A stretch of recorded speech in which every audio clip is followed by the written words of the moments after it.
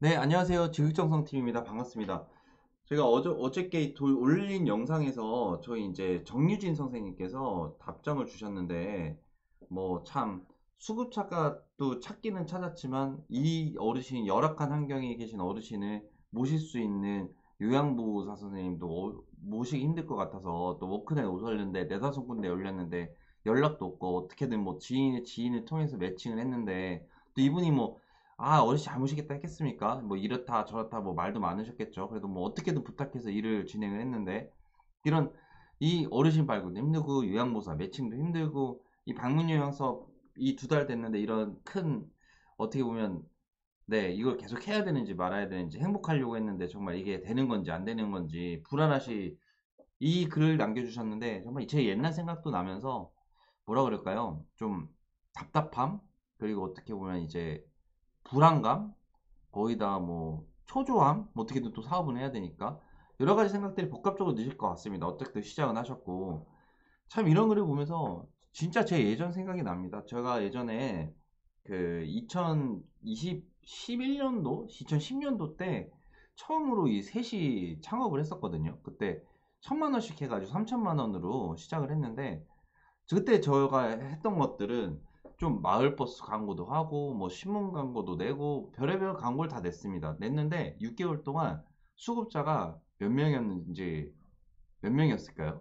네, 한 명이었습니다. 한 명. 한 명도 그 광고를 보고 갔는데 센터들을 여러 군데 불려놨더라고요. 여러 군데 불러가지고 내가 이 요양보 선생님께서 내가 센터를 고르려고 하니까 나한테 제일 좋은 조건을 주는 센터를 얘기를 해라. 그러면 내가 선택을 하겠다. 그래가지고 막 제가 내가 제일 열심히 하겠습니다. 이래가지고 막 그때 수급자 한 명 늘리고 그랬었거든요. 6개월 동안. 그런 과정 중에 뭐 다 돈은 다 썼죠. 뭐 돈은 이제 임대료 나가고 뭐 세 명이서 동업을 했으니까 미쳤죠 저도 세 명이서 동업을 했으니까 막 급여 나가고 뭐 나가고 하니까 딱 6개월 만에 통장 잔고가 이제 거의 바닥이 난 겁니다. 그때 제가 진짜 뼈저리 깼거든요. 그때 셋이 모여가지고 야 이거 안 된다. 그냥 보증금 빼줄 테니까 니네 둘이 가져가라. 막 이렇게 얘기하면서 걔네 둘 가져가고 저 혼자 남아가지고 진짜 고민을 했었어요. 이걸 어떻게 하면 좋을까. 그럴 때 제가 생각에 전환했던 게 뭐였냐면 그 앞에 있어서는 제가 어떻게 보면 이제 기다렸다는 거죠. 어르신의 광고라고 기다렸는데 저희 사업은 절대 그런 게 아닙니다. 저희는 진짜 무조건 쫓아가야 돼요. 쫓아가가지고 어떻게든 어르신을 만나고 어떻게든 신뢰를 쌓고 어떻게든 저희 쪽으로 어르신을 모셔야 됩니다. 근데 여기서 또 중요한 거는 어르신을 저희가 어르신의 주 서비스 결정권자가 누굽니까? 네. 그렇죠. 선생님. 정유진 선생님, 그 정유진 선생님, 진짜 이게 진짜 중요한데요. 어르신을 설득하는 게 아니라 어르신 보호자를 선택해야 됩니다. 어차피 서비스 결정권자들은 어르신 보호자분들이세요. 그러면 지금 어디에서 사업을 진행하시는지는 제가 모르겠지만 그 지역 내에 그 어르신 보호자를 어떻게 하면 만날 수 있을까? 이 고민부터 시작을 하셔야 됩니다. 그리고 이 고민을 시작해서 진짜 단계가 있거든요. 어르신들 발굴하면서 제가 여러 가지 이렇게 봤을 때 다섯 명까지가 에너지가 제일 힘드시고요. 다섯 명. 그 다음에 이제 15명. 그 다음에 이제 20명, 30명 이런 단계로 좀 가는 것 같아요. 다섯 명, 15명, 20명, 30명. 제가 왜 그렇게 말씀드린 이유가 다섯 명까지가 시간이 제일 오래 걸리는 것 같아요. 진짜 뭐 만약에 지금 저희 딱 선생님 느껴지는데 그 지역 내에 뭐 인프라가 있었던 건 아니신 것 같고 그 지역 내에 인프라가 있거나 오래 계셨거나 이런 그 지역에서 어떤 유지 같은 좀 그러신 분이라면 쉽게 수급자를 소개받고 시작을 하실 수가 있는데 그게 아니고 맨바닥부터 저같이 그냥 막 광고에서 낸다고 하면은 이게 그냥 보통 일이 아니죠. 보통 일이 아니야, 진짜. 네, 이게 다섯 명까지가 정말 힘들거든요. 근데 다섯 명 어떻게 만날 것이냐? 서비스 결정권자인 보호자를 만나라는 겁니다. 보호자를 어떻게 만나야 될까요? 그 고민부터 시작을 하셔야 되세요. 보호자 어디서 만날 수 있을까? 네, 저는 진짜 그 보호자를 만나러 병원을 많이 쫓아다녔습니다.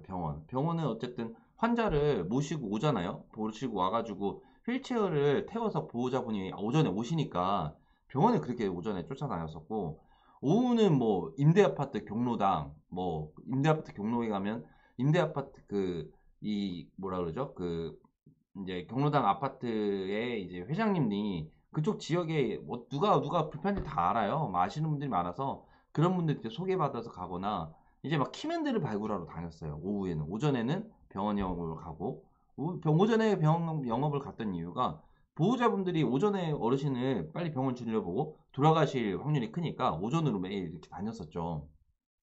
그랬었습니다. 그걸 매일 반복했었어요. 그렇다고 뭐 100명 이 영업이라는 게요. 100명이 영업을 했다 그러면은 제가 어디서 그 영업의 어떤 막 얘기를 들었는데 3%인가 4% 정도 제가 기억하기에 4%였던 것 같아요.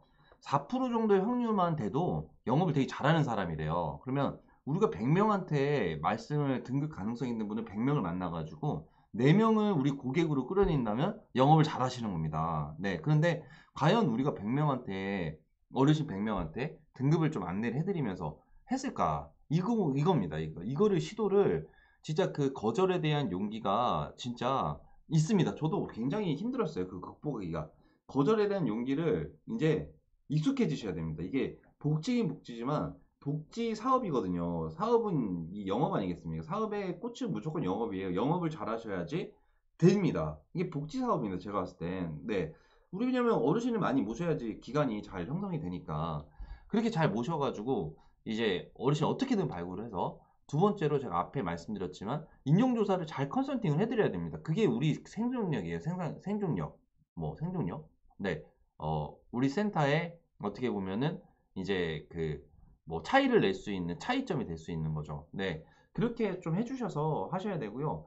요양보호사 선생님들은 이제 뭐 워크넷 구인이 맞습니다. 워크넷 구인하고 뭐 하시는데 정 안 구해주시면은 전 예전에 그렇게 했어요. 어르신 지역에다가 전단지 붙였어요. 전단지 이렇게 해가지고 전단지 막 붙였거든요. 시장통이나 그때 이제 전단지를 어떻게 붙였냐면 그냥 요양보호사 구인 얼마 전화번호 이것만 남겼어요. 뭐 센터 이런 거 자세히 설명도 안 하고 요양선생님 구인 전화번호 이제 전화번호 이 정도만 요양선생 구인 시급 전화번호. 근데 저희도 아시겠지만 서비스를 어쨌든 빨리 진행되려면 막 밀리면요 시급을 올려드릴 수밖에 없어요. 요양 선생님한테 좀 열악한 지역이실수록 시급을 더 높게 드릴 수밖에 없는 거죠. 그러니까 뭐 최대한 드릴 수 있는 거를 남김없이 좀 그런 지역들은 그 시급에 높여가지고 어쨌든 드렸었습니다. 저는 네 어쨌든 요양사 선생님 빨리 구인해야 되니까요.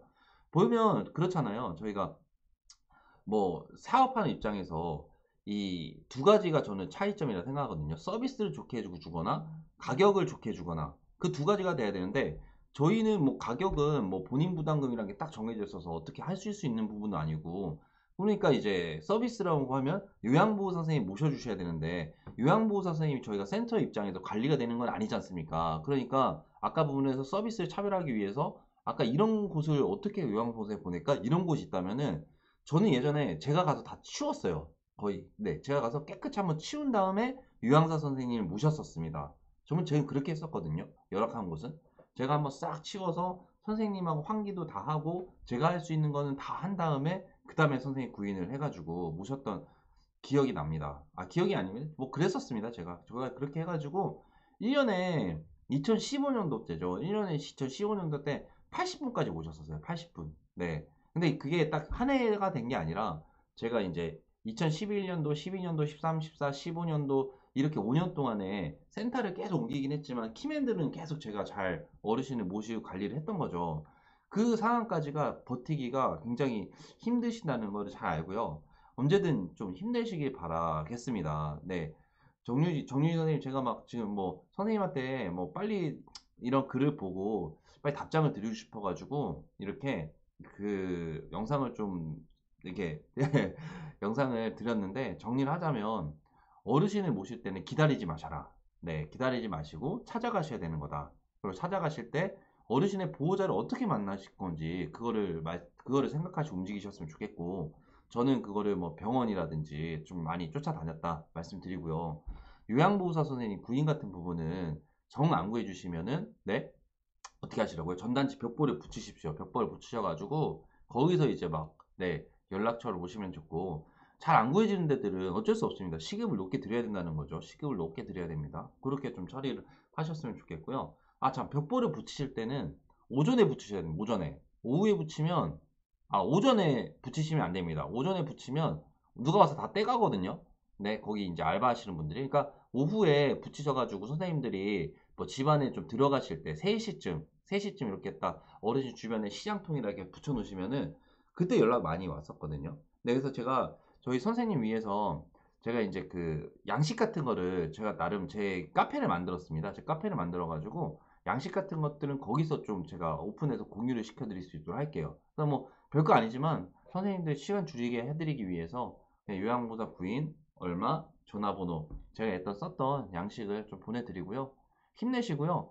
지금 2개월이지 않습니까? 자, 지금 딱 앞으로 3개월 동안 5분만 만들어 보자고요. 그러면은 재밌으실 겁니다. 5분 만들고, 그 다음에 15분, 그 다음에 20분. 5분에 제가 걸렸을 때 3개월에서 6개월 정도 걸리시고요. 6개월에서 한 12개월 동안 거기서 이제 5명을 계속 노력을 하시면 네, 15명까지, 20명까지 가실 수가 있고요. 그 다음에 2년 새에 이제 30명 가시는 겁니다. 그러면 2년 뒤부터 안정적인 구조가 나오는 게 저희 방문 요양 사업인 것 같아요. 그냥 일반적으로 지치지 않고 계속 영업한다는 전제 조건 안에서요. 네, 힘내시고요. 선생님, 그 부정적인 생각하시지 마시고, 네, 잘 되실 겁니다. 그렇게 마음을 쓰고 계신다면은 앞으로 잘 될 일밖에 없으시니까 힘내시고요. 힘내십시오. 네. 제가 앞으로도 이렇게 막 뭔가 도움드릴 수 있다면은 아낌없이 그냥 네, 저를 활용할 수 있도록 제가 열심히 하겠습니다. 고맙습니다. 선생님, 화이팅입니다. 정유진 선생님, 화이팅! 네, 고맙습니다.